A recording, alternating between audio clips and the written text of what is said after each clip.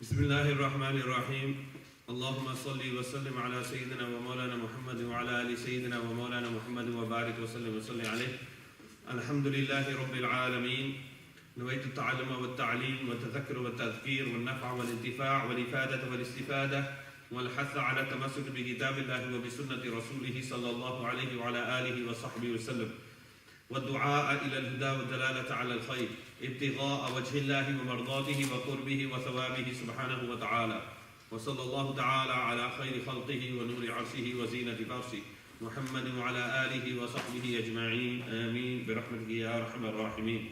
Okay, so we're going to move on to the next chapter. In chapter 1 we discussed what the knowledge of Tajweed is and why it's important, why it's fard to read the Quran with Tajweed. Now we are going to move on to the next chapter. And this next chapter is the chapter of lahans. Lahan. What is it? Chapter of lahans. Okay? What's lahan? Reading the Quran against the laws of Tajweed is called lahan. Okay? And literally lahan more or less means a mistake. What does it mean? What does it mean? Mistake. Now there's two types of lahans. Number one is lahne jali. And number two, lahne khafi. Number one is lahne jali. And number two is lahne khafi. And especially for most of you, students and teachers, this is very important that you understand this chapter. Because when you're reading the Quran, this chapter is going to make big sense to you now.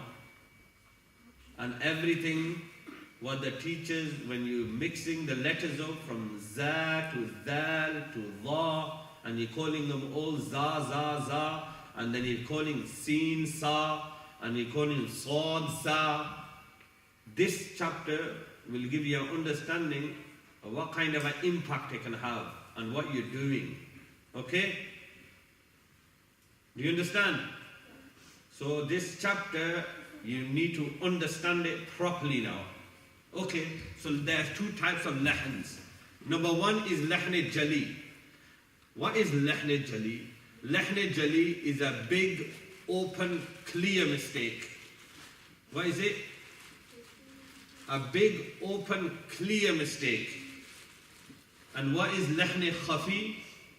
A small and hidden mistake. So these two things we need to understand. What is a jali and what is a khafi? What is the ruling on a jali and what's the ruling on a khafi? This is what you need to understand. So when you're reading the Quran, when you're doing hifz, when you're teaching, what are you doing?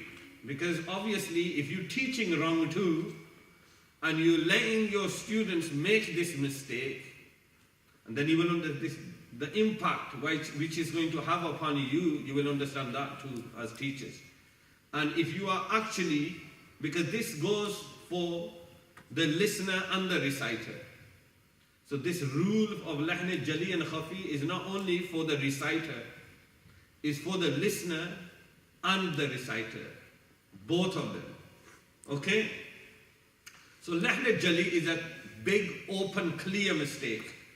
Okay? Which you can't miss. And these are the mistakes which fall under the category of lahne jali. Okay? Number one, right at the top, changing one letter into another letter. Like when we were going today, and we were saying, instead of idha, we were saying iza. Huh? Weren't we? So we mix in the dal, the za, the dha, the ta, the ta, the tha, the sin, the sa, the kaf, and the qaf. We're mixing these letters up. We're calling qaf ka, and we're calling kaf ka. We're calling tha sa, we're calling sin sa, and we're calling sad sa. If that was the case, then why are they different letters? Why do they look completely different? I told you last week that by changing one letter, qaf and ka, the heart is called what? In Arabic, qalb. And a dog is called kalb. Just by mixing one letter up, that we made the ha into a dog. Do you understand? Is that a big change just by mixing one letter up? It is, isn't it? We can change the whole meaning of ayah. Like, قُلْ هُوَ اللَّهُ قُلْ هُوَ اللَّهُ أَحَدٌ. Say that Allah is one. Huh? But then you say kul, and kul means eat. You've just completely changed the whole meaning of what you were reciting. So this is a very big mistake by changing the letters around. Do you understand? Next one. Making one letter too long or too short. Like daraba. He, that one person hit. Daraba. How many? Two people hit. So if you walk into a court, just say, in front of a judge, and you couldn't tell between if one person hit you or two people hit you, is your case going to be a strong case? It's not. So you can change the whole meaning like that too. You know. Instead of one angel, you could be saying two angels. Instead of one prophet, you could be saying two prophets. You could be making, instead of one, Allah. You could be making big mistakes, which can land you into big trouble. Because, say there's a person who only speaks Arabic, but he's not memorized the Quran, but he's listening to you recite the Quran. And you are extending letters, and whereas he's supposed to be thinking about one person, the way you are reciting, he's taking it as two people. Is he taking the wrong information? Are you giving him the wrong information? Are you giving him the wrong information? You're giving him the wrong information. It's a big mistake. Are you changing the meaning of the Quran? Of course you're changing the meaning of the Quran. So extending or shortening a letter, same the other way around. If you're going to shorten it, it's going to change the meaning. So if we be lazy in the way we recite, it's going to cause big trouble for us. Okay? Next one.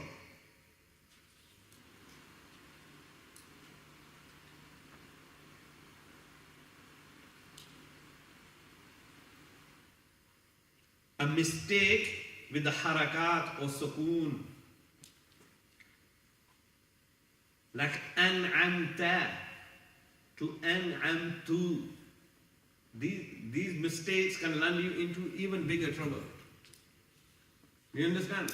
Because that way you're going to completely change the meaning as well.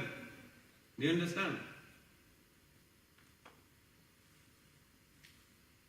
Where you're saying that Allah subhanahu wa ta'ala has blessed, Allah subhanahu wa ta'ala's blessing is upon you, you're going to change it to that you blessing them. Is that what it changes to? And they say here you can commit shirk like this, unknowingly, associating partners with Allah subhanahu wa ta'ala, unknowingly. This is a very big mistake also.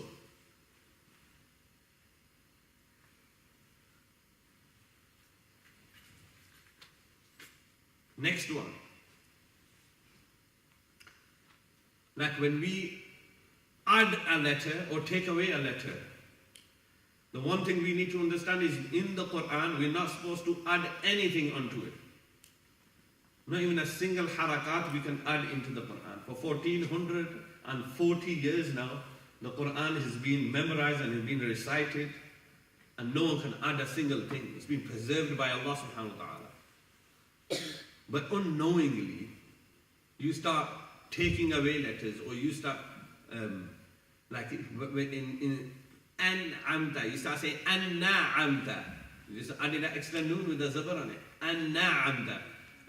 Where it comes to walad dallin, you say walad dal. Or walad dallin, you say walad dallin.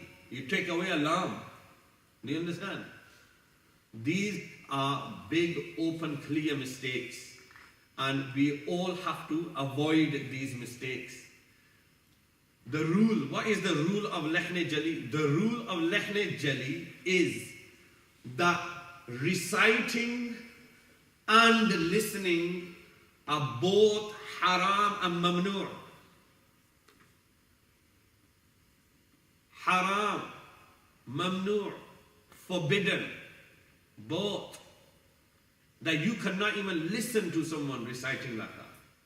That's why the knowledge of Tajweed, acquiring the whole knowledge, is fard kafaya.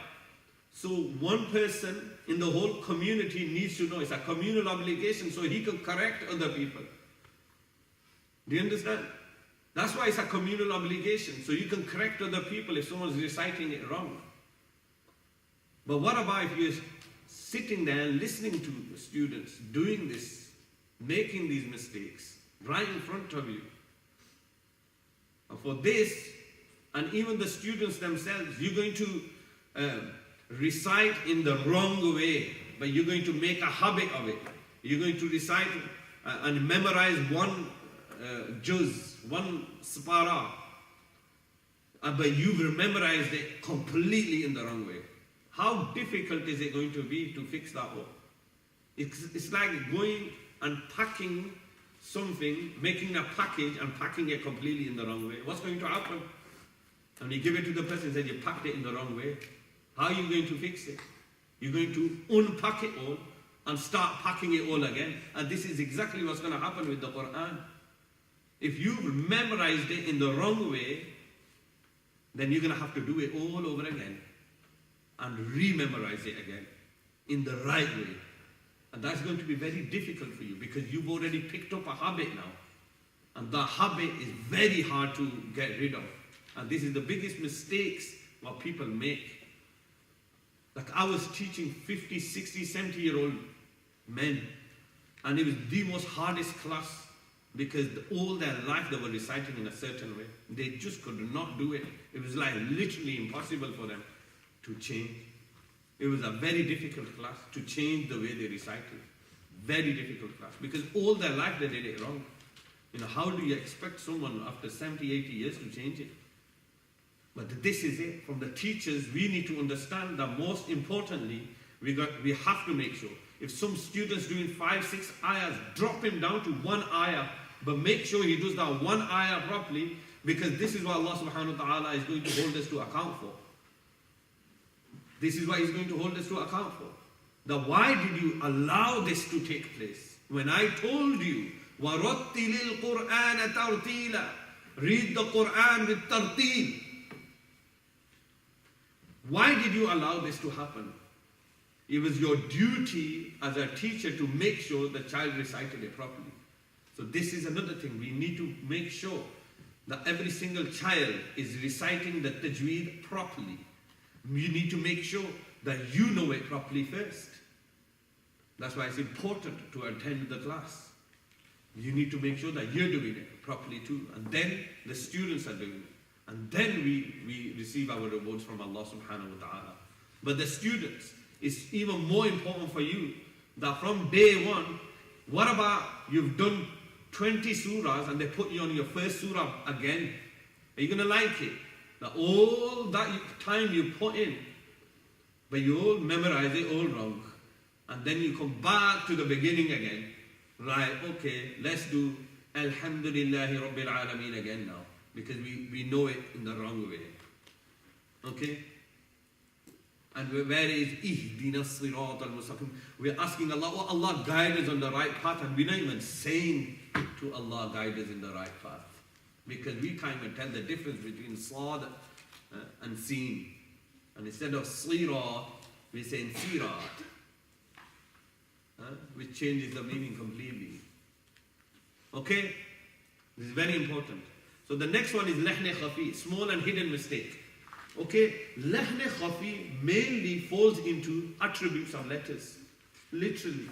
Like if you say instead of the name of Allah, we say Allah.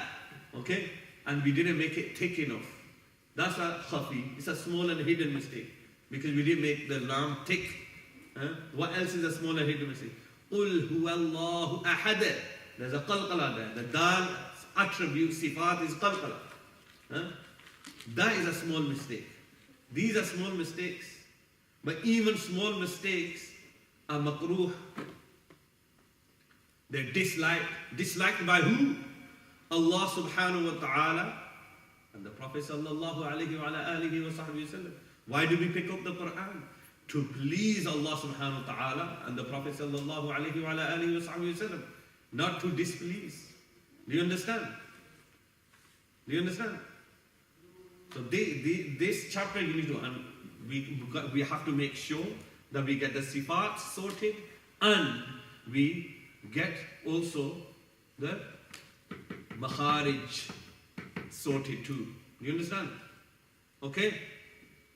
Okay, so quickly we're going to wrap this up class here. I'm going to go over the letters again, and the next week what we're going to do is we're going to move on to the fathas. Okay? So I'm going to go over once. Okay, so I'm going to read with me once, and that's it. We're going to close the class up, inshallah. Alif. Alif. Ba. Ta. So we can't say ba, because ba is not thick and it's not thin. So we have to say ba, ta, tha. Not sa. Tha. Jim. Ha. Now it's a thick letter. Kha. Dal. Dhal. Dhal. Ra. Za. See the difference? Dhal and za, two different letters. Sound completely different. Do they sound the same? No, they don't. Dal. Dhal. Ra. Za. Sin. Shin. Sad. Dad. Ta. Dha. It's like a dal, but a thicker version of it. Dha. It's not a za, okay? It's a dha. Ain. Ghain. Fa. Qaf. Kaf. Lam. Mim. Noon. Wow. This we have to make sure the lips are round and it's not a ba. Like sometimes in Pakistan they say ba. They get that front teeth and they touch the lips and say ba instead of wow. It's a wow. Ha. And make sure this ha is going to come out naturally. Big di. It's going to come out naturally. There can't be no tension. It can't be di or ha. Because ha is a different letter. Ha is a different letter. Ha comes out completely naturally. Ha. Hamza. Ya. Alhamdulillah Rabbil Alameen. And next week.